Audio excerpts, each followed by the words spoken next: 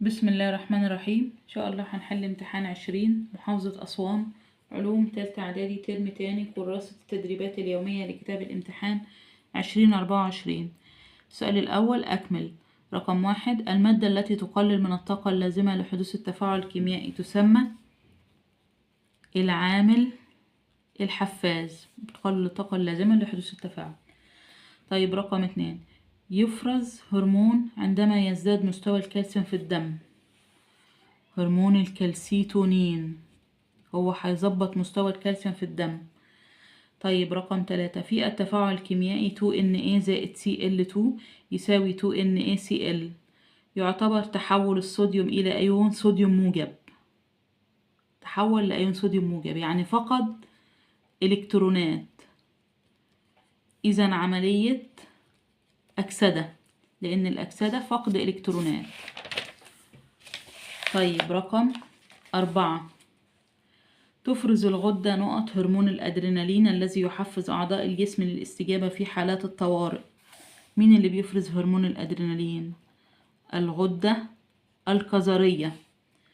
طيب رقم 5، تدفن النفايات ذات الإشعاعات الضعيفة والمتوسطة في باطن الأرض محاطة بطبقة من الأسمنت أو الصخور.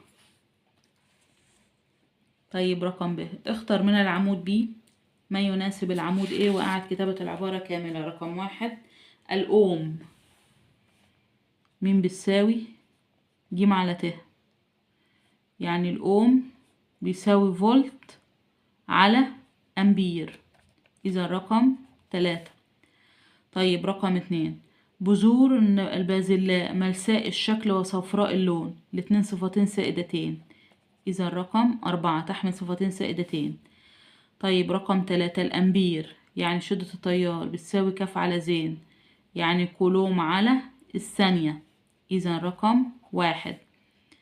طيب رقم 4، بذور البازلاء مجعدة الشكل وخضراء اللون، صفتين متناحيتين، إذا الرقم 2.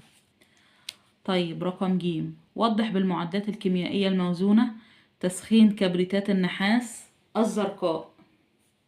تسخين كبريتات النحاس CuSO4 هنسخنها، هينتج CuO زائد ال SO3، أكسيد النحاس الأسود زائد ثالث أكسيد الكبريت يتصاعد.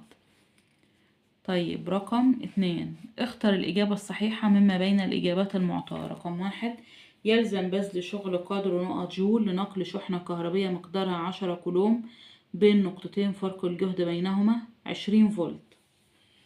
احنا عارفين ان الشغل بيساوي ج في كاف، ج ب20 وكاف ب10، 20 في 10 هتساوي 200 جول، إذا يلزم بذل شغل مقداره 200 جول. طيب رقم 2، عند الانحلال الحراري لنترات الصوديوم يتصاعد نترات الصوديوم اللي هي ال NaNO3، لما يحصل لها انحلال حراري ينتج ال NaNO2 زائد ال O2، يتصاعد غاز الأكسجين. طيب رقم 3، في التفاعل الكيميائي 2Na زائد 2H2O يساوي 2NaOH زائد X زائد هيت. مين الغاز X؟ غاز الهيدروجين. طب غاز الهيدروجين غاز بني محمر؟ لا. راسب أزرق؟ لا. راسب بني؟ لا، هو غاز يشتعل بفرقعة. طيب رقم 4، أي العلاقات البيانية التالية تعبر عن قانون أوم؟ احنا عارفين ان قانون أوم تتناسب فرق الجهد تناسبا طرديا مع شدة التيار في الموصل عند ثبوت درجة الحرارة، يعني علاقة طردية بين ت وج، إذا الشكل رقم ب، علاقة طردية بين ج وت. طيب رقم ب، ادرس الشكلين التاليين ثم أجب عن المطلوب أسفل كل منهما. رقم 1، الأنبوبة فيها حمض الهيدروكلوريك. طيب رقم 1، عند إضافة كربونات الصوديوم ينتج غاز الذي يعكر ماء الجير. مين الغاز اللي بيعكر ماء الجير؟ CO2 أو ثاني أكسيد الكربون. طيب رقم 2، اختر إلى أي نوع من التفاعلات الآتية ينتمي هذا التفاعل الكيميائي؟ ده تفاعل حمض مع ملح. طب انحلال حراري؟ لا. أكسدة واختزال؟ لا. إحلال مزدوج؟ أيوة إحلال مزدوج. تفاعل حمض مع ملح.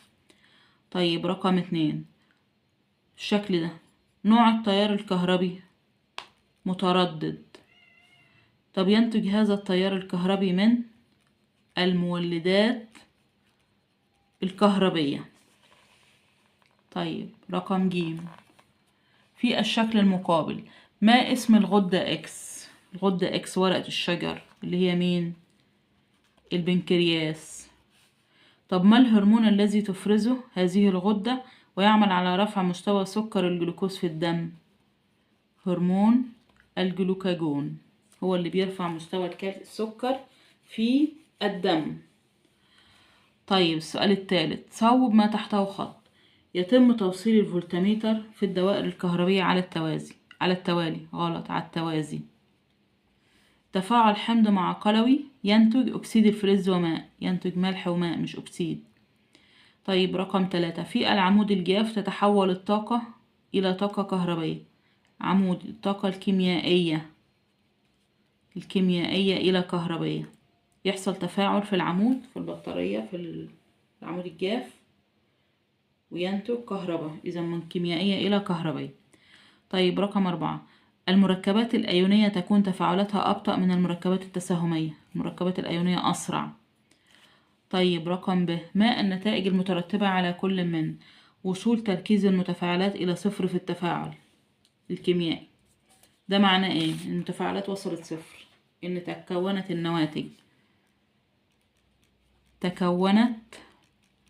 النواتج بنسبة 100%. طيب رقم 2، فشل الجين في إنتاج الإنزيم الخاص به. لم تظهر الصفة الوراثية. لم تظهر الصفة الوراثية. طيب رقم 3، تقريب عود ثقاب مشتعل من فوهة أنبوبة اختبار بها أكسيد زئبق أحمر أثناء التفاعل.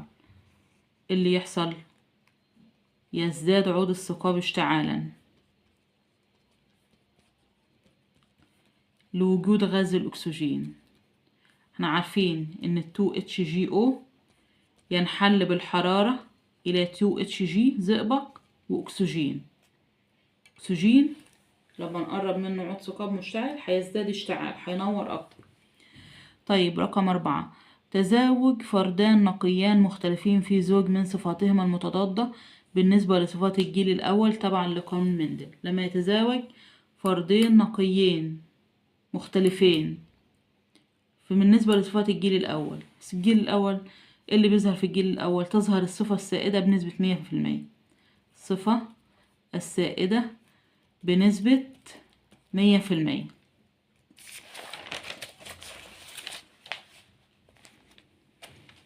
رقم ج، في الشكل المقابل احسب قيمة X التي تجعل قراءة الأميتر 2 أمبير. يعني عندي التيار 2 أمبير وعندي المقاومة 3 أوم. هنجيب ج بتاعة الدايرة. ج هتساوي ت في م.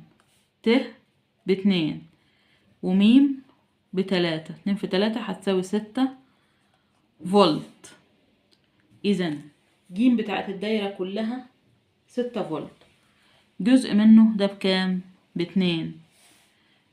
يبقى الباقي 6 ناقص 2 هتساوي 4 فولت. يبقى العمود ده ب4 فولت. إذا قاف لإكس هتساوي قاف للبطارية ناقص قاف للأعمدة المتصلة توازي. قاف للبطارية ب6 ناقص قاف للأعمدة المتصلة توازي ب2. 6 ناقص 2 هتساوي 4 فولت. إذا إكس قيمته 4. السؤال الرابع، اكتب المصطلح العلمي الدال على كل عبارة من العبارات الآتية. رقم 1، الصفات الوراثية التي تختفي في جميع أفراد الجيل الأول في تجارب مندل. مين الصفة اللي ما بتظهرش في الجيل الأول؟ الصفة المتنحية. طيب رقم 2، ترتيب العناصر الفلزية ترتيبا تنازليا حسب درجة نشاطها الكيميائي.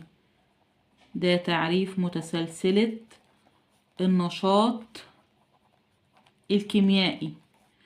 طيب رقم 3، يتركب كيميائيا من حمض نووي يسمى DNA مندمج مع بروتين، ده الكروموسوم.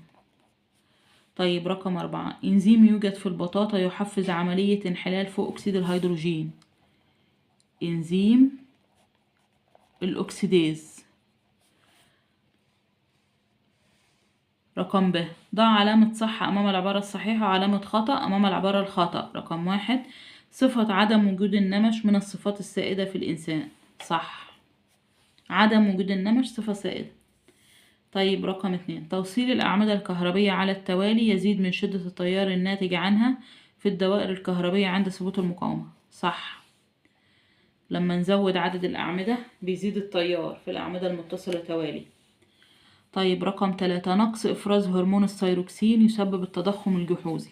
غلط، ده زيادة إفراز هرمون الثيروكسين يسبب التضخم الجحوظي. طيب رقم 4، تزداد سرعة معظم التفاعلات الكيميائية بثبات درجة الحرارة. غلط، برفع درجة الحرارة تزيد سرعة التفاعل. طيب رقم ج، استخدم الرموز الآتية في التعبير عن ناتج التزاوج بين نبات باسيلا أحمر الأزهار R small بآخر أبيض الأزهار R small. مين اللي تزاوج R small مع R small R small مع R small؟ دول الآباء. الجاميتات هنا R و R small وهنا R small. ده أبيض الأزهار وده أحمر. الناتج R small 50% أبيض الأزهار و50% أحمر الأزهار هجين. ده الجيل الأول وهنا النسبة. شكرا لكم.